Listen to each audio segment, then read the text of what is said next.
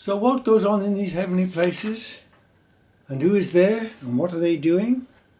Well, our next reference is quite staggering again.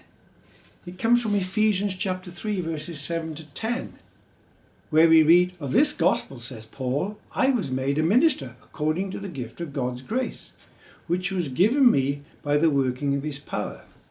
To me, though I am the very least of all the saints, this grace was given to me, to preach to the Gentiles the unsearchable riches of Christ, and to bring to light for everyone what is the plan of the mystery hidden for ages in God who created all things, so that through the church the manifold wisdom of God might now be made known to the rulers and authorities in the heavenly realms, in the heavenly places." Wow, think about that.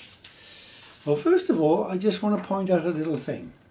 Paul starts off talking about the Gospels, talking about the gospel, I should say, the gospel of salvation by grace through faith. And he's going to preach this to the Gentiles. But he says he preaches to the Gentiles the unsearchable riches of Christ. Think about that. When you're sharing the gospel of somebody, you are sharing the unsearchable riches of Christ. Remember what we did in our last study, that in the coming ages, he's going to show us the unsearchable riches of his grace. So this is people's destiny, unsearchable riches. And Paul looked on it, that when he was preaching the gospel of salvation by grace to faith to the Gentiles, he was sharing with them, he was preaching to them the unsearchable riches of Christ. That's absolutely fantastic, isn't it? Eh?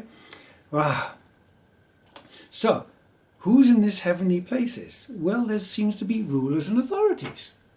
Rulers and authorities. And these rulers and authorities, God is teaching them through the church the manifold wisdom, his manifold wisdom. He's teaching his manifold wisdom to the rulers and authorities in the heavenly places through the church. Wow, that's amazing. Who are these rulers and authorities? Well, it's a bit difficult for us to know, isn't it? We know that there's the Archangel Michael, he's certainly a ruler. There's the Angel Gabriel. There's various other angels, lots of different angels. There's cherubim and seraphim. And I don't know if these are what Paul is referring to here or other things that we know nothing about.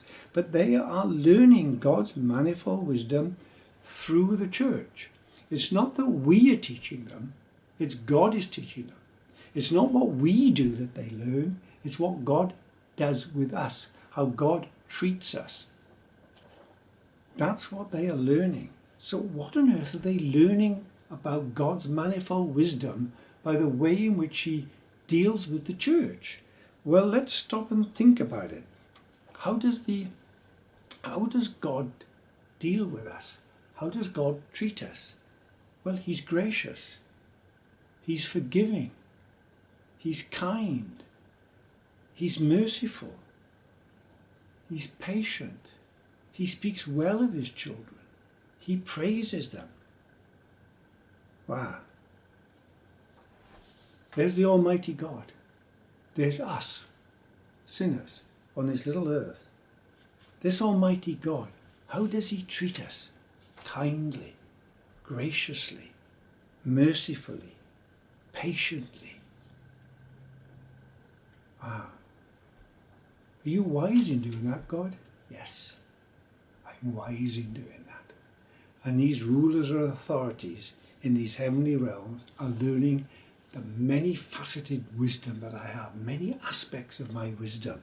A wisdom which, because I am love, God is love, my nature manifests itself in wisdom by being gracious, forgiving, kind, merciful, and patient.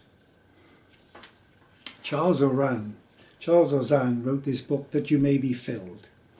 It's all about Ephesians. The aim of this booklet is to investigate the unsearchable riches of Christ as found in Paul's letter to the Ephesians.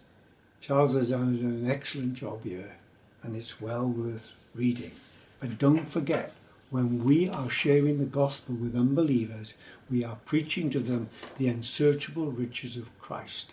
And don't forget that the way in which God deals with us patiently, lovingly, kindly, is how we should treat others. And so we can see his wisdom is sensible. Well, it's wise, isn't it? It's God's wisdom. He treats us like that, and he wants us to treat others like that, because in doing that, everything is far much better.